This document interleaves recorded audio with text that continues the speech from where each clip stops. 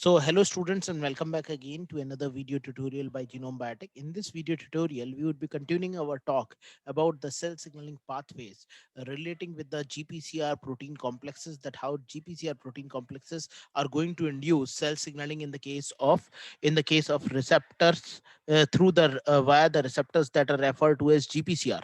Now, as already told to you, the GPCR can be monomeric or they can be trimeric receptors, so they can have three different subunit or a single subunit. The three different subunit that might be present are alpha, beta, and gamma. These are the three different subunits of the GPCR molecule. Okay, and then there is a serpentine receptor which is present, which is going to take the signal from the extracellular surface and then transduce the signal to specific targets within the cell. You can find that there is a receptor protein. To this receptor protein, a signaling molecule is going to bind. So this is a signaling molecule that is going to bind to a receptor protein molecule.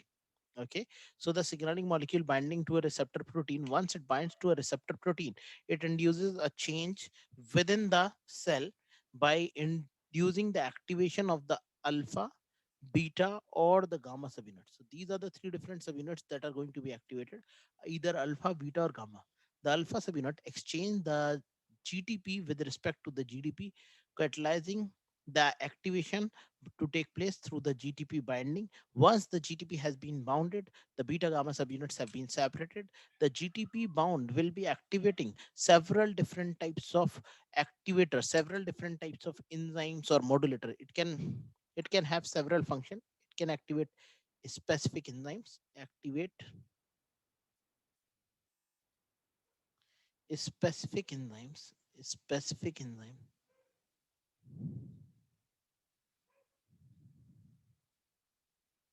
It can activate specific enzymes. It can activate specific modulators, specific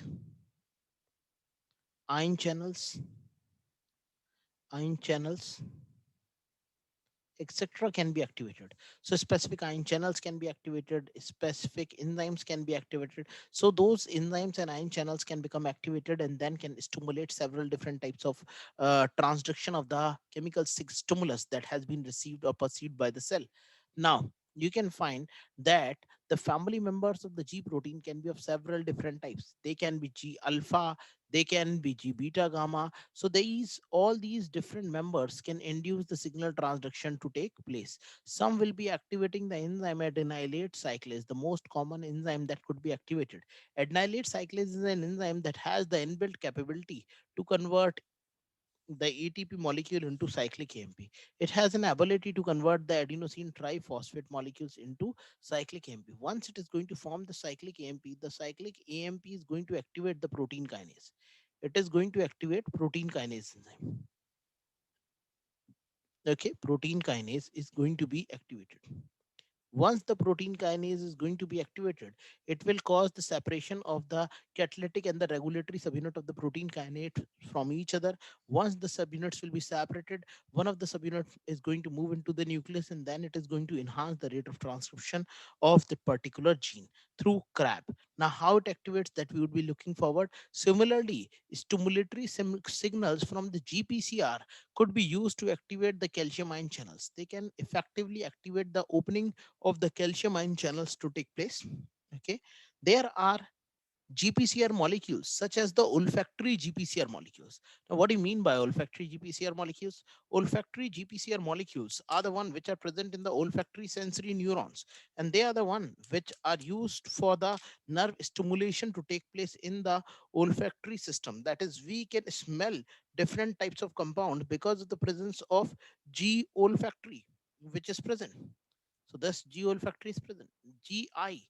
GI refers to the inhibits adenylation kinase activity or adenylate cyclase activity is being inhibited by the G inhibitory signals which are going to inactivate it out. Then G naught activates potassium ion channels, inactivates calcium ion channels. There is GT. GT is activate cyclic GMP phosphodiesterase. GQ activates phospholipase C beta. So these are all the functions which are being performed by the trimeric G proteins and their receptors. Okay. In the GS, the G alpha S subunit, activators, effector, adenylate, cyclase, etc. are present. Because this G protein is involved in enzyme activation, it is called stimulatory G proteins. Okay, because it is the one that is involved in the activation of the enzyme. So it is commonly referred to as stimulatory G protein. It is going to stimulate the different types of enzymes. Now, see, there is a receptor which is present, which is called as GPCR. Now, GPCR will be activating a protein that is referred to as G protein. G protein, when activated, then it is being activated by adenylate cyclase enzyme. Once it activates the adenylate cyclase enzyme, it would be converting the ATP into cyclic AMP. Okay, so ATP is going to get converted into cyclic AMP. Cyclic AMP. Once it gets converted into cyclic AMP, the concentration of cyclic AMP is drastically going to be increased in the cell. Okay, activate effector generating secondary messenger. It will be generating the secondary messenger. What is the cyclic AMP? Whether there is cyclic AMP or cyclic GMP, all these molecules are referred to as the secondary messenger. These molecules are referred to as secondary messenger. These will activate a specific gene transcription. Hence, activate a specific genes transcription. Activates a specific gene transcription.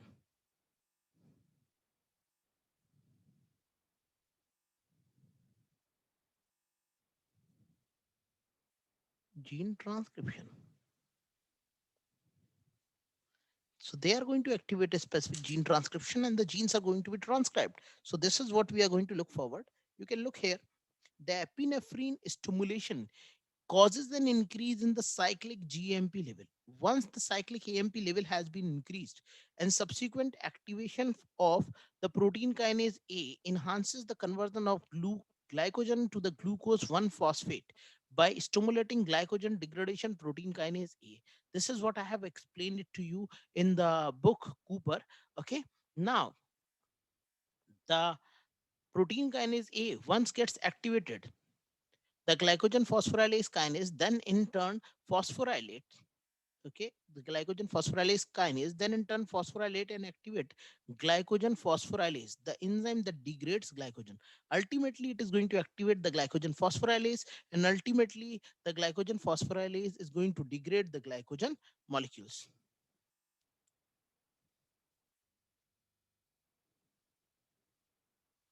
Next, the entire process is reversed when epinephrine is removed and the level of cyclic AMP drops. So the entire procedure can be reverted back when the epinephrine has been removed and the process is going to be reverted back. This is how the process is going to take place. Now, cyclic AMP and protein kinase A. How the cyclic AMP and protein kinase A are going to bind? There is one important point. The effector proteins from some G protein coupled receptors is the sodium ion and the potassium ion channels. So some of the G proteins can activate a specific sodium ion as well as potassium ion channel. For example, the muscarine acetylcholine receptor in cardiac muscles are GPCR. There are specific receptors which are present within the cardiac muscle cells, and those are referred to as muscarine acetylcholine receptors. These are present within the cardiac muscle cells or the cardiac cells of the body and are referred to as GPCR. These are G protein coupled receptors. These receptors are linked via trimeric G protein. They are being linked with trimeric G proteins, GI, to potassium ions. Binding of acetylcholine triggers activation of the G alpha subunit. Binding of the acetylcholine is going to trigger the G alpha subunit that leads to opening of associated potassium ion channels. The subsequent efflux of potassium ion causes hyperpolarization of the plasma membrane. It will be inducing the hyperpolarization and thus the nerve impulse will be stimulated. Now, cyclic AMP and protein kinase A. Now, cyclic AMP and protein kinase A works in drastically different manner. You know that the protein kinase A has four different subunits. Which are the four different subunits? Two regulatory and two catalytic. So these are two regulatory and these are two catalytic subunit. The regulatory subunit is the serving as a binding site for the cyclic AMP to take place. This is where the cyclic AMP is going to bind. Okay, these are the four sites over which the cyclic AMP could bind. So this cyclic AMP is going to be bounded towards the regulatory subunit. Once the binding of the cyclic AMP takes place to the regulatory subunit, it will be separating the catalytic subunit from the regulatory subunit. Once it would be separated, the catalytic subunit is going to move into the nucleus, where it is going to activate a molecule that is referred to as CRAB. What do you mean by CRAB? Cyclic AMP response element binding protein. This CRAB molecules which has been inactivated could be made activated. Okay, this is cyclic AMP response element binding protein. The full form is written here. See, each of the regulatory and the catalytic subunit is present. Two regulatory and two catalytic subunit. Each regulatory subunit has two cyclic AMP binding site. Once the substrate Once the catalytic subunits are freed and active, they can migrate into the nucleus. They can phosphorylate gene regulation proteins, while the regulatory subunit remains within the cytosol. The regulatory subunit will remain within the cytosol. The catalytic subunit is going to move into the nucleus. Once the catalytic subunit moves into the nucleus, they will be activating another protein complexes in the form of CRAB, cyclic AMP response element binding protein. And once the crab will be activated, then the inactive crab will get converted into the active crab, and crab will be activating a specific gene transcription. Okay, this is how gene transcription is going to be activated through crab. This is cyclic AMP response element binding protein. Okay, crab refers to cyclic AMP response element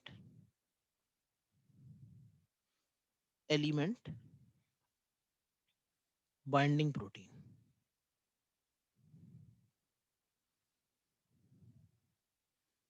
Okay, so this is how cyclic AMP is going to work. So that has a particular subunit in the form of cyclic AMP response element binding protein. Okay. Now moving forward.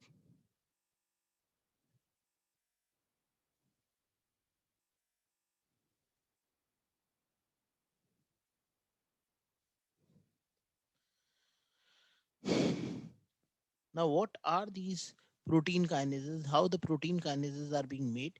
In what manner these protein kinases are being made, and how these protein kinases are going to take part in action? That we have to see. Activation of all cell surface receptor leads to changes in protein phosphorylation through the activation of protein kinases. Activation of cell surface receptor lead to change in protein phosphorylation through the activation of protein kinases. Okay, so protein kinases are a specific type of proteins that are present, and these protein kinases are the one which leads to change in protein phosphorylation through the activation of protein kinases. It could lead to the activation of proteins through phosphorylation through the protein kinases. There are many different types of protein kinases that are involved in signal transduction. They all have the same basic catalytic activity. All the protein kinases have an ability to add a phosphate group to an amino acid in a target protein. So protein kinases have an ability, as the name indicate kinase. So these can add a specific phosphate molecule to particular amino acid molecules. So they are called as protein kinases. Okay. So protein kinases can be classified on the basis of amino acid to which they are going to add the phosphate groups. So this we can classify the protein kinase into protein serine threonine kinase. These are the proteins that can add a phosphate group to either the serine residue or towards the threonine residue. Then protein tyrosine kinase can add a phosphate group to the tyrosine residue. Dual specificity kinase can add a phosphate group to either tyrosine or to serine or threonine residues. Then there is another one that is referred to as the histidine kinase. Histidine kinase has the ability to add a phosphate group on the histidine residue. So they would be able to add phosphate group towards the histidine residue, and so there would be the phosphorylation that would be taking place. Now, next point, cell structure and function. How the cell structure and function is going to be influenced by these proteins.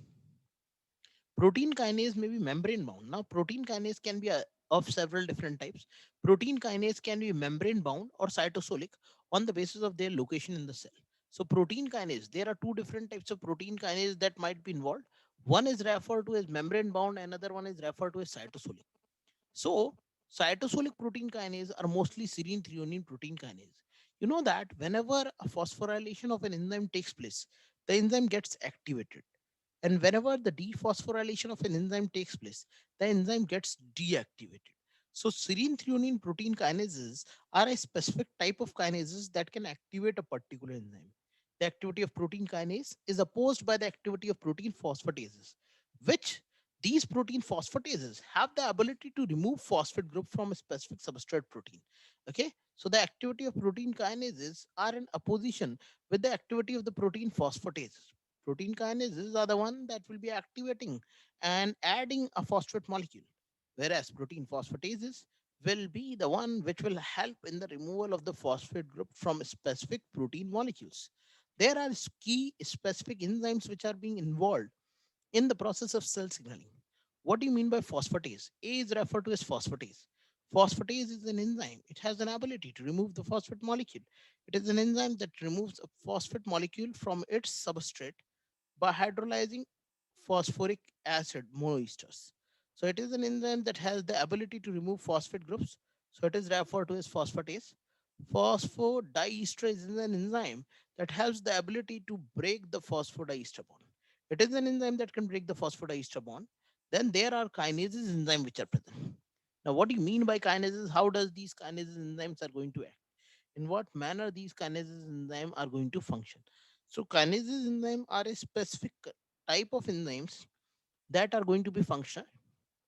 A kinase enzyme, alternatively known as phosphotransferase, is an enzyme that has the ability to transfer phosphate group from high energy donor molecule such as ATP to substrate molecule. So it has the ability to transfer the phosphate groups from a high energy molecule towards a low energy molecule. Okay, so we are going to look forward about these enzymes. Next is referred to as phosphorylase. Now, what is this phosphorylase? Phosphorylase is an enzyme that has the ability to catalyze the addition of inorganic phosphate to an acceptor. So, it would be catalyzing the addition of inorganic phosphate molecule to an acceptor molecule. Okay. So, inorganic phosphate, whenever you have to add inorganic phosphate, adding inorganic phosphate to a particular inorganic phosphate to an enzyme, to a substrate molecule. So, substrate will be get it added with inorganic phosphate molecule. Then it is referred to as phosphorylase. Kinase can donate a phosphate group, can extract a phosphate group.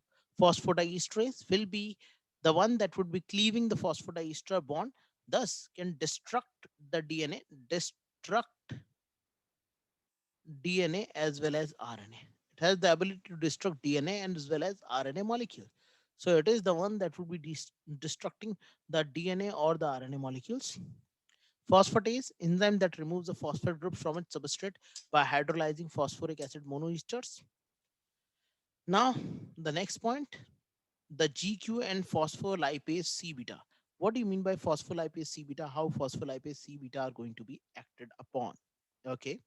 Many G proteins, many other different types of G protein exerts their effect via G proteins like GQ. Okay. Many other G protein coupled receptors exert their effect through GQ that activates the plasma membrane bound enzyme, and that plasma membrane bound enzyme that is going to be activated is referred to as phospholipase C beta. So it is going to activate another plasma membrane enzyme that is referred to as PLC beta. Now, how this PLC beta is going to be activated? The activated phospholipase cleaves the phosphatidylinositol 4,5 bisphosphate. Okay, there is an enzyme phospholipase C beta. If this enzyme is going to be activated, for example, this enzyme gets activated. This enzyme once get activated, it is going to cleave phosphatidylinositol 4,5 bisphosphate molecule. Okay, so the phosphatidylinositol 4,5 bisphosphate molecule is going to be broken down. Once the phosphatidylinositol 4,5 bisphosphate molecule is going to be broken down, then what is going to happen? Once it is going to be broken down, then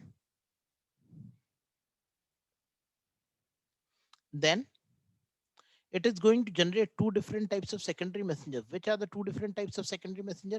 One is referred to as inositol 4,5 1,4,5 triphosphate. Another one is referred to as diacyl glycerol molecule. Okay. One is referred to as DAG, another one is inositol 1,4,5 triphosphate. So this PIP2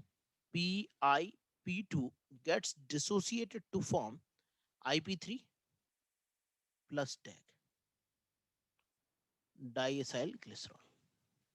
This is how it could be broken down into two secondary messenger. The membrane phospholipid PIP2 is a mirror component of the plasma membrane located in the inner leaflet of the phospholipid bilayer.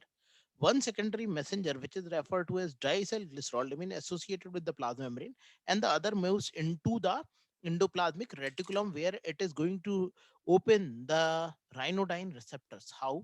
See this. This is the GPCR molecule. See, the GPCR molecule is going to be activated. Once it is going to activate, it is going to be activating the phospholipase C beta. Okay, it would be activating the alpha subunit. This is the GQ. GQ will be activating the alpha subunit of the GPCR by binding with the GTP molecules. Once it is going to activate it, PLC beta. What do you mean by PLC beta? Phospholipase C beta. Phospholipase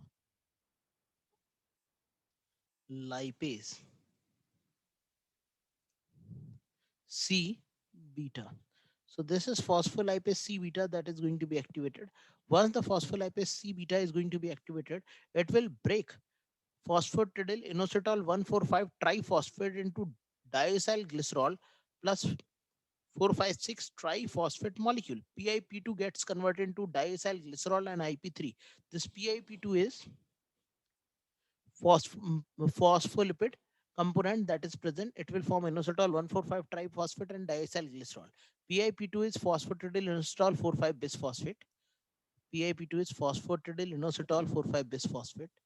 Phosphatidyl inositol inositol 4,5 bisphosphate 4,5 bisphosphate. It is going to be broken down into diacyl glycerol and IP3. Inositol 1,4,5 triphosphate. This inositol 1,4,5 triphosphate is going to bind to specific receptors. These are called as ryanodine receptors present over the endoplasmic reticulum. And once the endoplasmic reticulum ryanodine receptor are going to be opened, it will release the calcium ion, because calcium ion always remains entrapped within the endoplasmic reticulum. These are all calcium ions that have remained entrapped. Okay. Then these calcium ion are going to bind to specific molecules, and those molecules are protein kinase C. And protein kinase C can catalyze two different things. It can catalyze muscle movement muscle movement Okay, so it would be able to catalyze the muscle movement to take place, or it can catalyze intracellular intracellular signaling.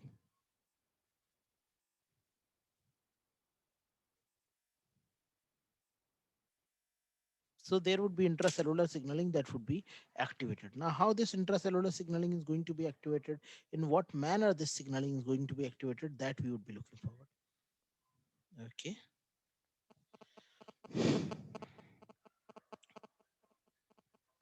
So this part we are going to look from the book Cooper. So you can find these. This is what I have already taught to you. Now, see that how the GPCR was activating a particular gene after the transcription was taking place. You can find it out from here that the binding of a particular hormone to a receptor molecule causes the dissociation of the alpha, beta, or gamma subunit from each other. Once the dissociation of alpha, beta, and gamma subunit is going to take place, then the activated G protein is going to be produced. Okay, the activation of the G protein is going to again activate another enzyme, another key important enzyme that is referred to as the adenylate cyclase. Once this key important enzyme adenylate cyclase is going to be activated, it would be converting the ATP molecule into cyclic AMP. Once the cyclic AMP is going to be activated, the cyclic AMP will release the catalytic subunit. The release of the catalytic subunit will cause the catalytic subunit to move into the nucleus, where it will be activating specific gene sequences called as CRAP, cyclic AMP response element binding protein. See this? CRAP, CE binding proteins. Okay. CRE means cyclic AMP response element binding protein, and CRE is cyclic AMP response element. So it is going to bind to specific co-activators, and then it is going to induce the transcription of specific molecules. So there are specific molecules whose transcription are going to be initiated. Once it will initiate the transcription of specific genes, so those genes will be transcribed, and then you will obtain that particular protein molecules. Okay, so this is how the transcription of specific genes is going to take place through this particular pathway of the cyclic AMP response element binding protein. Now, I have already told you that there could be phosphorylation events that might be taking place, and the specific phosphorylation event that might be taking place are responsible for activating a particular target protein. So you can see that there is a protein kinase molecule, and protein kinase molecule has been activated. How? Because now the target proteins has been phosphorylated. Once the target proteins have been phosphorylated, so this target protein has become highly active.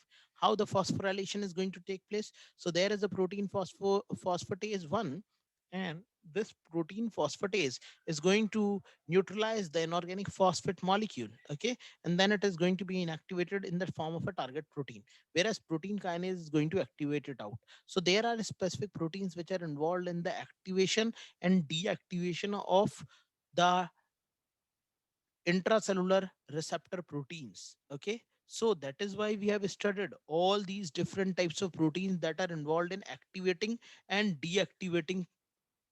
These are all proteins involved in activating and deactivating, proteins involved in activating and deactivating of specific targets, proteins involved in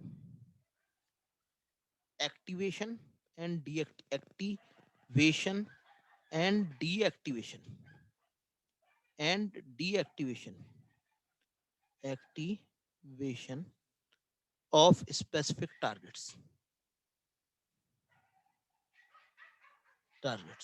So specific targets can be activated as well as those targets can be deactivated.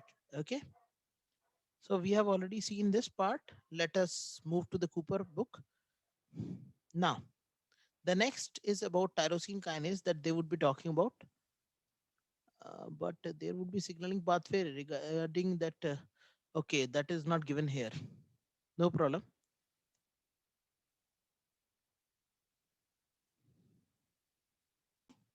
So this is the old version of the Cooper. In this particular path you can find the following different pathways. The role of cyclic GMP in photoreceptors, that how the photoreceptor activation was taking place in the case of cyclic GMP. Now you can find that the light is getting activating the phosphodiesterase enzyme. This is the phosphodiesterase enzyme that has been activated by the light. Now how it is going to act, that we have to see. Phospholipids and calcium ion, that how the phospholipids and calcium ion are going to be active. There is a lipid molecule that is present, and that is phosphatidylinositol 4,5 bisphosphate. Okay, phosphatidylinositol 4,5 bisphosphate is present. Okay, it is a minor component of the plasma membrane. It is going to be broken down. This has been broken down by the phospholipase C beta enzyme. Okay, phosphatidylinositol or 4,5 bisphosphate has been broken down into the diacyl glycerol molecule and the IP3 molecule. Okay, and the IP3 molecule. IP3 molecule, then there is a calcium metabolism that is present, and it is responsible for the calcium metabolism to take place. Now you can find here there is a growth factor. For example, from the pituitary hormone, there is a growth factor which has been produced. Now this growth factor is responsible for the growth of the cell. It is the one that would be expressing a phosphorylation at the cytosolic domain, over which the phospholipase C gamma is going to bind. Once the phospholipase C gamma is going to bind, the activation of the phospholipase C gamma is going to take place through the phosphorylation of this phospholipase C gamma. Once activated, it will be acting upon phosphatidylinositol 4,5 bisphosphate, getting it converted into diacyl glycerol and 1,4,5 triphosphate. Okay, so diacyl glycerol and 1,4,5 triphosphate could be produced. Then this 1,4,5 triphosphate is going to go and is going to activate the ryanodine receptor. You can find this. These are the receptors which are present. Ryanodine or the IP3, inositol 1,4,5 triphosphate receptors. And then it will be activating the calcium ion release from the endoplasmic reticulum into the cytosol.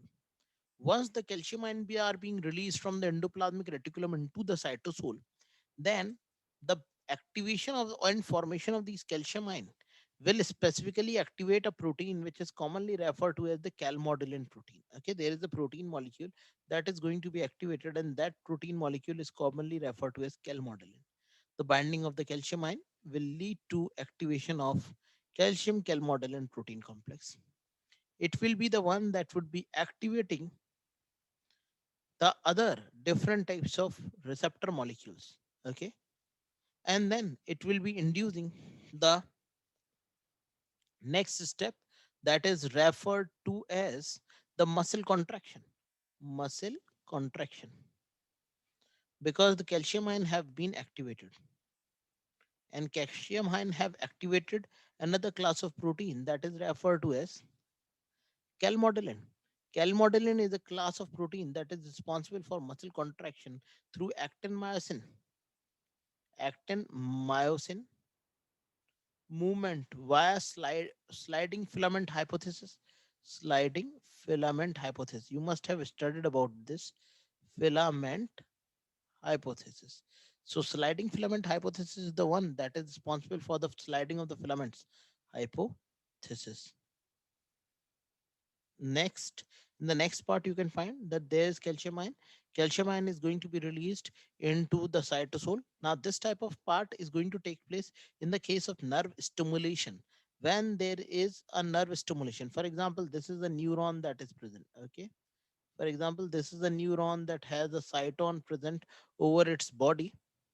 Now, over this neuron, when the nerve impulse is going to come, then the extracellular signaling molecules are going to activate the voltage gated calcium ion channel.